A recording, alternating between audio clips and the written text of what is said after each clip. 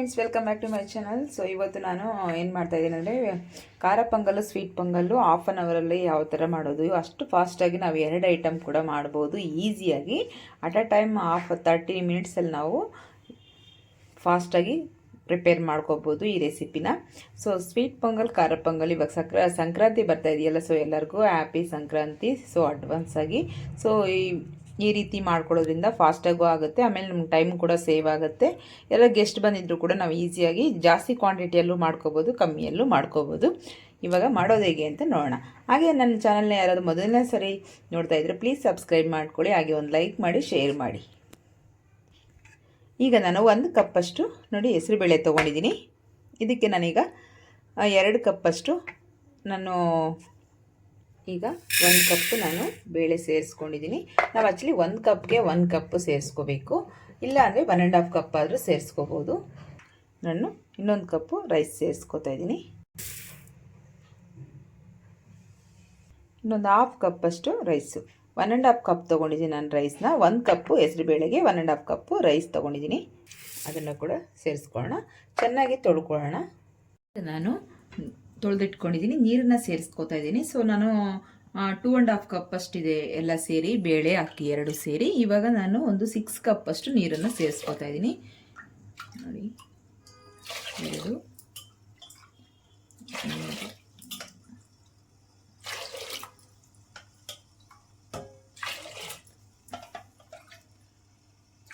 ನೋಡಿ 6 ಕಪ್ ಅಷ್ಟು ನೀರನ್ನು ಸೇರಿಸ್ಕೊಂಡಿದ್ದೀನಿ.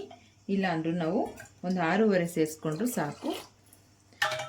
ಪೊಂಗಲ್ ಅಲ್ವಾ, ಸೊ ಎರಡೂ ಚೆನ್ನಾಗಿ ಬರುತ್ತೆ. ಸ್ವಲ್ಪ ನೀರು ಜಾಸ್ತಿ ಇದ್ರೂ ಏನೂ ಆಗಲ್ಲ, ಚೆನ್ನಾಗಿರುತ್ತೆ.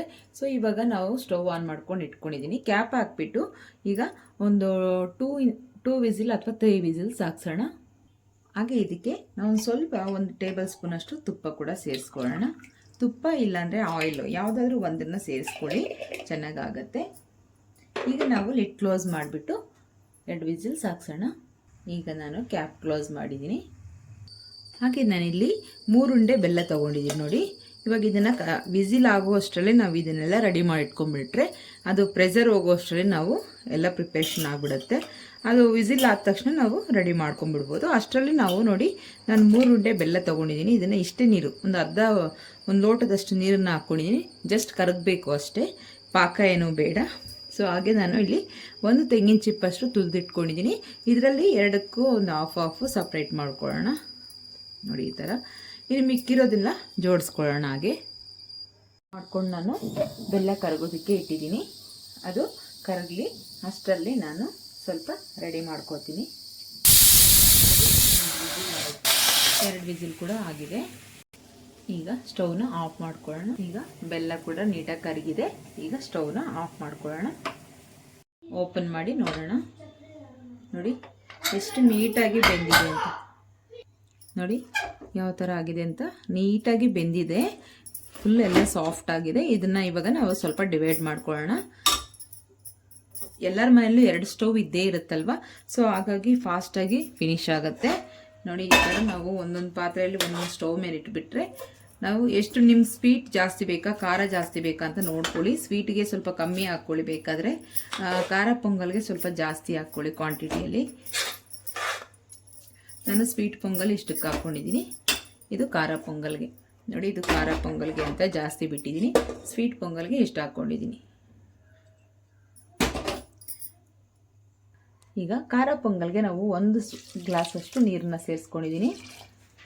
ಕರೆಕ್ಟಾಗಿ ಗಟ್ಟಿ ಇದೆ, ಸ್ವಲ್ಪ ನಮಗೆ ಇನ್ನೊಂದು ಸ್ವಲ್ಪ ತೆಳುಗಾಗಬೇಕು. ಇವಾಗ ಸ್ಟವ್ ಆನ್ ಮಾಡ್ಕೊಂಡಿದ್ದೀನಿ. ಒಂದ್ಸರಿ ಮಿಕ್ಸ್ ಮಾಡ್ಕೊಳ್ಳಿ. ಇನ್ನೂ 1 ಲೋಟ ಬೇಕು ಅಂದರೆ ಇನ್ನೊಂದು ಸ್ವಲ್ಪ ಸೇರಿಸ್ಕೊಳ್ಳಿ. ನೋಡಿ ಇಷ್ಟಿದ್ರೆ ಸಾಕು ಅಂತ ನಾನು ಅಂದ್ಕೊಂಡಿದ್ದೀನಿ. ಹಾಗೆ ಇಲ್ಲಿ ನಾನು ಸ್ವೀಟ್ ಪೊಂಗಲ್ಗೆ ನೋಡಿ ಸ್ಟವ್ನ ಆನ್ ಮಾಡ್ಕೊಳ್ಳಿ. ಹಾಗೆ ನಾವು ಬೆಲ್ಲ ಸೋಸಿಟ್ಕೊಳ್ಳೋಣ, ಕರಗಿಸಿಟ್ಕೊಂಡಿದ್ದೀವಲ್ಲ, ಸೊ ಅದನ್ನು ಸೇರಿಸ್ಕೊಳ್ಳೋಣ. ಸಾಕು, ನೀರನ್ನು ಎಕ್ಸ್ಟ್ರಾ ಏನು ಸೇರಿಸ್ಕೋಬೇಡಿ. ಈ ಥರ ಕಸ ಏನಾದಿದ್ರೆ ನೀಟಾಗಿ ಬಂದುಬಿಡುತ್ತೆ ಬೆಲ್ಲದಲ್ಲಿ. ಸೊ ಈಗ ಇದನ್ನು ಕೂಡ ನೀಟಾಗಿ ಮಿಕ್ಸ್ ಮಾಡ್ಕೊಳ್ಳೋಣ. ಆ ಬೆಲ್ಲದ ನೀರೇ ಸಾಕು ನಮಗೆ, ಎಕ್ಸ್ಟ್ರಾ ನೀರೇನು ಬೇಡ. ಇದೇ ಕರೆಕ್ಟಾಗಿ ಆಗುತ್ತೆ. ನೋಡಿ ಇವಾಗ ಇದು ಕುದೀತಾ ಇರಲಿ. ಈಗ ಖಾರ ಪೊಂಗಲ್ಗೆ ಒಗ್ಗರಣೆ ಮಾಡ್ಕೊಳ್ಳೋಣ. ಈಗ ನಾನು ಪ್ಯಾನ್ ಇಟ್ಟಿದ್ದೀನಿ, ಸ್ವಲ್ಪ ಬಿಸಿ ಆಗಲಿ. ಈಗ ಸ್ವಲ್ಪ ಬಿಸಿ ಆಗಿದೆ. ಇವಾಗ 1 ಟೇಬಲ್ ಸ್ಪೂನು ತುಪ್ಪ ಸೇರಿಸ್ಕೊಳ್ಳಿ. ಖಾರ ಪೊಂಗಲ್ಗೂ ಕೂಡ ತುಪ್ಪ ಸೇರಿಸೋದ್ರಿಂದ ತುಂಬ ಚೆನ್ನಾಗಿ ಟೇಸ್ಟ್ ಕೊಡುತ್ತೆ. ಹಾಗೆ ಸ್ವಲ್ಪ ಕೂಡ ಆಯಿಲ್ ಸೇರಿಸ್ತಾ ಇದ್ದೀನಿ, 1 ಟೇಬಲ್ ಸ್ಪೂನ್ ಅಷ್ಟು. ಈಗ ಫಸ್ಟ್ ಸ್ವಲ್ಪ ಸಾಸಿವೆ ಸೇರಿಸ್ಕೊಳ್ಳಿ.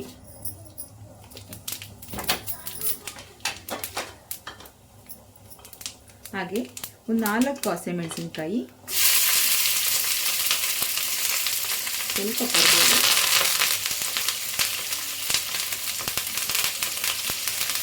ಹಾಗೆ ಒಂದು 4-5 ಗೋಡಂಬಿ ನೋಡಿ, 1 ಇಂಚಷ್ಟು ಶುಂಠಿ.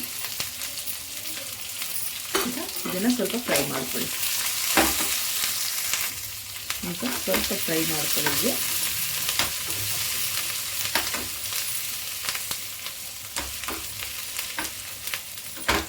ಈಗ ನಾವು ಇದಕ್ಕೆ ಸ್ವಲ್ಪ ಪೆಪ್ಪರ್ನ ಸ್ವಲ್ಪ 2 ಪೀಸ್ ಥರ ಮಾಡ್ಕೊಂಡಿದ್ದೀನಿ, ಅಂದರೆ ಸುಮ್ಮನೆ ಕುಟ್ಬಿಟ್ಟು ಇಟ್ಕೊಂಡಿದ್ದೀನಿ. ಈಗ ಇದನ್ನು ಕೂಡ ಇದಕ್ಕೆ ಸೇರಿಸ್ಕೊಳ್ಳೋಣ.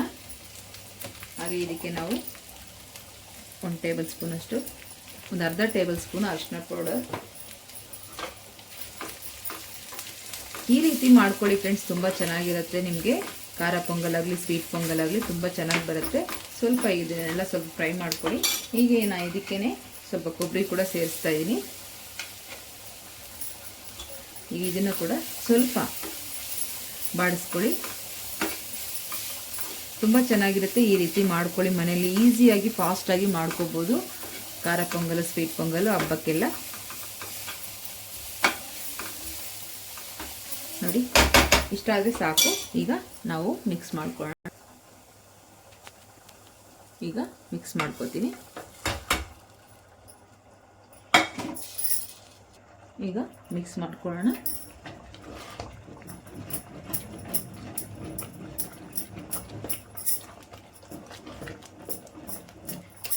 ಚೆನ್ನಾಗಿ ಒಂದ್ಸರಿ ಮಿಕ್ಸ್ ಮಾಡ್ಕೊಂಬಿಡಿ.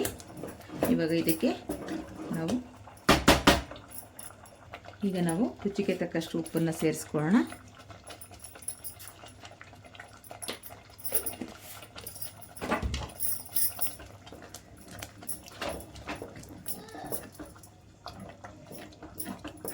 ನೋಡಿ, ಖಾರ ಪೊಂಗಲ್ ರೆಡಿಯಾಗಿದೆ. ಈಗ ಇದಕ್ಕೆ ಇನ್ನೂ ಒಂದು ಸೇರಿಸಬೇಕು. ಈಗ ಫೈನಲಿ ನಾವು ಸ್ವಲ್ಪ ಕೊತ್ತಂಬರಿ ಸೊಪ್ಪು ಸೇರಿಸ್ಕೊಂಡ್ಬಿಟ್ರೆ ಮುಗಿಯಿತು. ಈಗ ಚೆನ್ನಾಗಿ ಮಿಕ್ಸ್ ಮಾಡ್ಕೊಂಡು ಪೊಂಗಲ್ ರೆಡಿಯಾಗಿದೆ. ನೋಡಿ ಎಷ್ಟು ನೀಟಾಗಿ ಅದ್ಭುತವಾಗಿ ಆಗಿದೆ ಅಂತ. ನೋಡಿ, ತುಂಬ ಚೆನ್ನಾಗಾಗಿದೆ. ಟೇಸ್ಟ್ ಕೂಡ ತುಂಬ ಚೆನ್ನಾಗಿರುತ್ತೆ. ಈ ರೀತಿ ಹಸಿ ಶುಂಠಿ, ನಾವು ಈ ಥರ ಜೀರಿಗೆ ಎಲ್ಲ ಹಾಕ್ಕೊಂಡು ಕೊತ್ತಂಬರಿ ಸೊಪ್ಪೆಲ್ಲ ಹಾಕ್ಕೊಂಡು ಮಾಡಿಕೊಂಡ್ರೆ ಖಾರ ಪೊಂಗಲ್ ರೆಡಿಯಾಗಿದೆ ಅಂತ. ಸೊ ಈಗ ಸ್ಟವ್ನ ಆಫ್ ಮಾಡ್ಕೊಳ್ಳೋಣ. ಈಗ ಸ್ಟವ್ ಆನ್ ಮಾಡ್ಕೊಂಡು ಪ್ಯಾನ್ ಇಟ್ಕೊಂಡಿದ್ದೀನಿ. ಈಗ ಸ್ವಲ್ಪ ನಾವು ಇದಕ್ಕೆ ತುಪ್ಪ ಸೇರಿಸ್ಕೊಳ್ಳೋಣ. ಸ್ವಲ್ಪ ಬಿಸಿಯಾಗಿ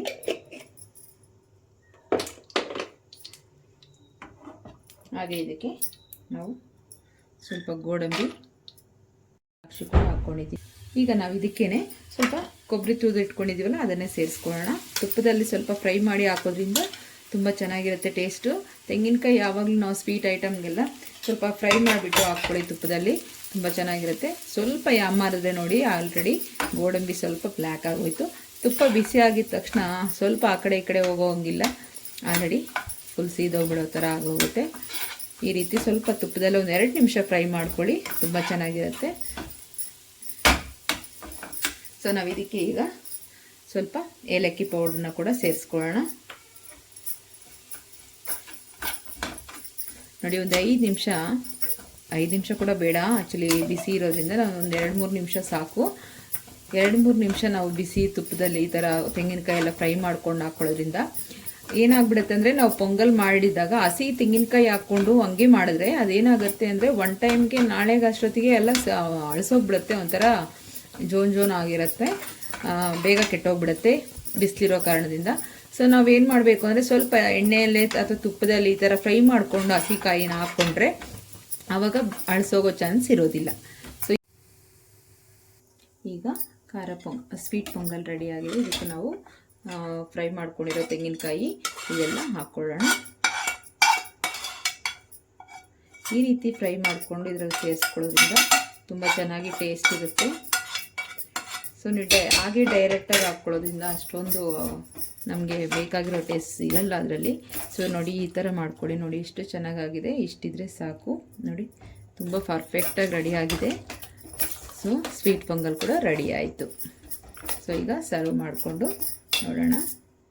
ನೋಡಿ, ಸ್ವೀಟ್ ಪೊಂಗಲ್, ಖಾರದ ಪೊಂಗಲ್ ರೆಡಿಯಾಗಿದೆ. ಹೇಗಿದೆ ಅಂತ ಟೇಸ್ಟ್ ಮಾಡಿ ಹೇಳಿ. ತುಂಬ ಚೆನ್ನಾಗಿದೆ ಟೇಸ್ಟು, ಹಾಗೆ ನೋಡೋಕೆ ತುಂಬ ಚೆನ್ನಾಗಿದೆ. ಈ ರೀತಿ ಒಂದು ಹಾಫ್ ಆನ್ ಅವರಲ್ಲಿ 2 ರೀತಿ ಫಾಸ್ಟಾಗಿ ಮಾಡ್ಕೊಳ್ಳೋದು ಹೇಗೆ ಅಂತ ನೋಡಿದ್ರಲ್ಲ. ಸೊ ಈ ವಿಡಿಯೋ ನಿಮಗೆಲ್ಲರಿಗೂ ಇಷ್ಟ ಆಗಿದೆ ಅಂದ್ಕೊತೀನಿ. ಲೈಕ್ ಮಾಡೋದು ಮಾತ್ರ ಮರಿಬೇಡಿ, ಸಬ್ಸ್ಕ್ರೈಬ್ ಮಾಡ್ಕೊಳ್ಳಿ, ಕಮೆಂಟ್ ಕೂಡ ಮಾಡಿ. ಓಕೆ, ನೋಡೋಣ ಹೇಗಿದೆ ಅಂತ. ಬಾ, ಸ್ವೀಟ್ ಮಸ್ತಾಗಿದೆ ಟೇಸ್ಟು. ಹಾಗೆ ಖಾರ ಪೊಂಗಲ್ ಕೂಡ ಟೇಸ್ಟ್ ಮಾಡೋಣ.